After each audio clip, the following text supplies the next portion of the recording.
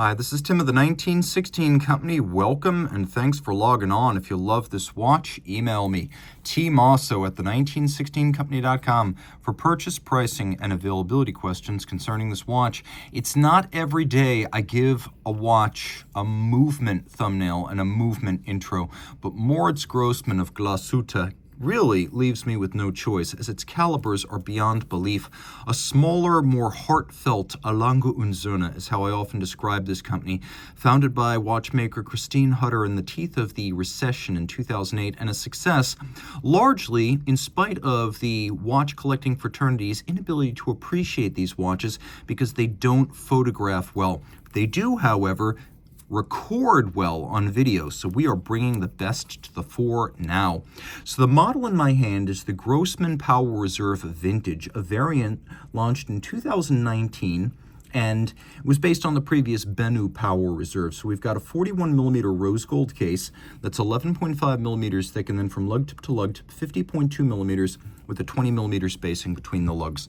The vintage style dial is what gives this watch its name, but let's go slow. Fit comes first. On my wrist, which is 16 centimeters in circumference, it is a large watch. Lug to lug, it's substantial. It's not super thick. It will fit under a dress cuff, but you can see down the barrel, the lugs are pretty much at the edge of my wrist, and over the top, confirming as much. So if your wrist is my size or larger, remember I'm pulling this stiff strap rather tight. If your wrist is my size or larger, game on. You're gonna wear this well. If your wrist is smaller than mine, well, there are smaller Grossmann models. We'll talk about those in other videos at other times. The strap's an interesting cut. As you can see, we have small and medium rectangular scale alligator leather, uncommonly seen, but handsome, unconventionally beautiful. You could see we have matching use of scale for the strap minder, which is an unusual look. And then we have the Grossmann logo as it normally appears. This is what would normally appear on the dial of a standard version of the Power Reserve. That's their standard logo. This vintage one, however, feels like a better match for the watch.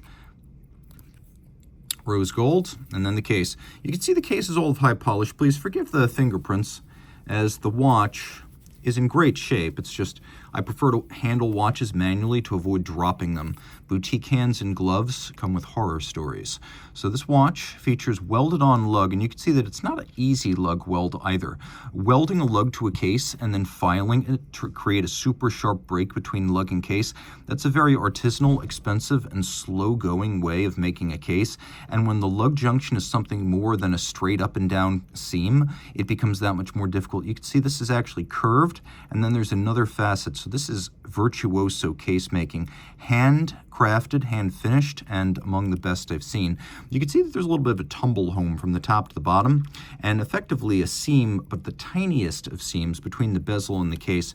We have a Grossmann crown, which in historic fashion is designed to be unbranded, and then there's a little kerf underneath. You can see so you can dig your nail in more easily. The setting system here is unique. Grossmann correctly reckons that when people set their watches, it's the point where they push the crown back in where it all fails and the minute hand budges. So you can see here the watch is ticking. I'm going to pull the crown out, but watch this carefully. I pull it out, and by spring action, it retracts back to its flush position.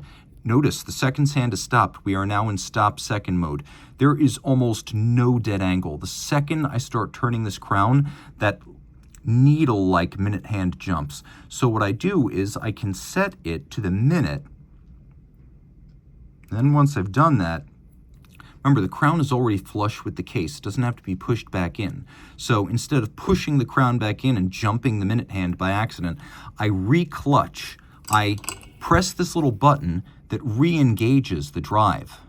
And so there's no jump of the minute hand off that station that I set. It is a patented element and totally unique.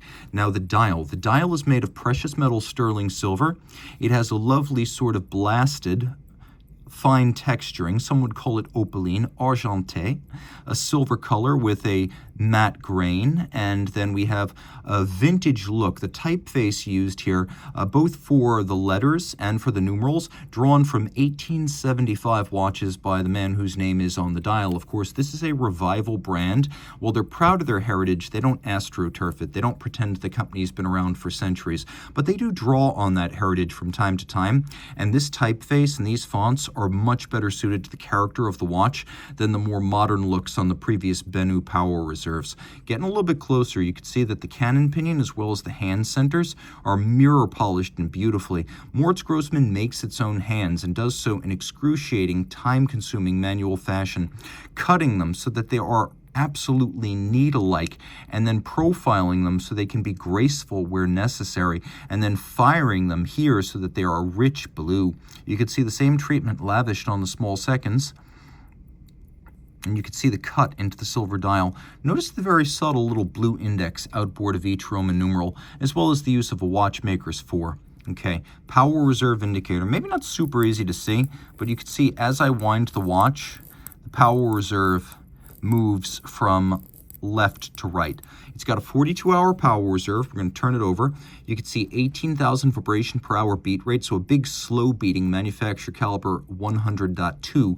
But what that balance lacks in rate, it makes up for in enormous size and mass. 2 features that improve timekeeping.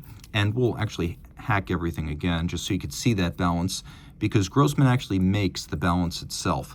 And while I can make fine-tuning adjustments with their unique micrometric screw-driven adjustment mechanism, most of the timing changes will be done using a pair of variable inertia screws on the balance. So it's effectively free-sprung, which is both going to allow me for more precise adjustment than simply a mobile index, but also make for greater shock resistance, as a shock can't change the timing of the watch. It also features an overcoil hairspring, which is shaped by hand, so in any physical position, the watch will keep time with isochronous or even qualities. 30 meters water resistant, don't swim with it. Does the movement look big? It should. It's a manufacturer caliber designed and built at Moritz Grossmann in order to fill this large case. So the movement is an absolutely enormous 36.4 millimeters across and made of German silver, bridges and plates giving it that champagne hue as opposed to Swiss rhodium plated brass. This is a natural unplated metal. It harks back to the pocket watch era, that's the point. But the nickel copper zinc alloy has this sort of champagne tone because of the copper in the alloy. And we also have enormously broad and luminous abrasive wheel stripes, not Geneva stripes, but stripes.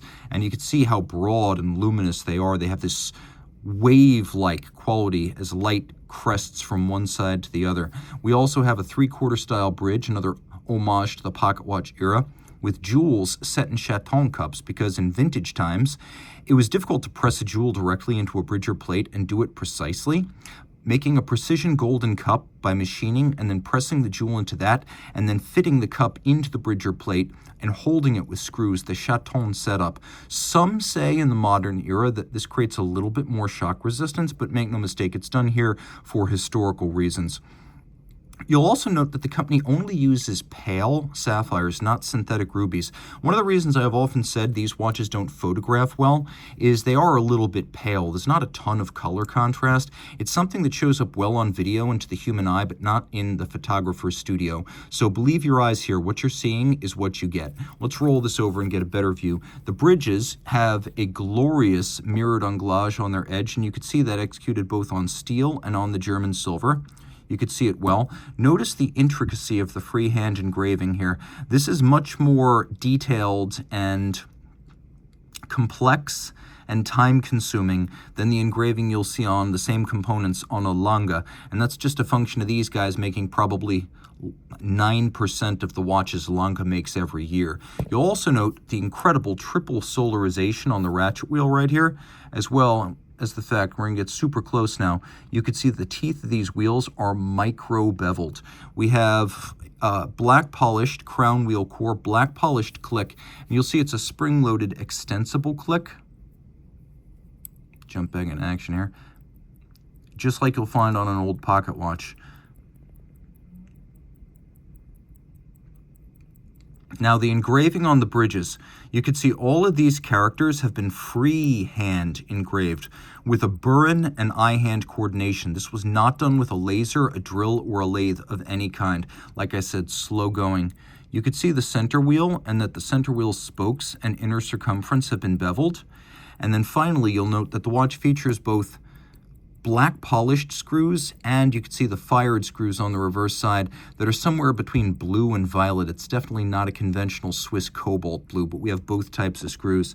And if you look closely, you can see all these screws feature chamfered slots in circumference. The attention to detail runneth over. And again, a 42-hour manual 1 power reserve, 2.5 hertz beat rate. You can even see that the escapement has pallet jewels that are also clear sapphires, and that there's snailing and beveling on the bridge below the bridge that holds the escapement. Every detail has been considered. Again, 30 meters water resistant, so it's dress watch water resistance. If you love this watch, reach out to Team Mosso at the1916company.com for purchase and pricing details. I firmly believe this is the best of German.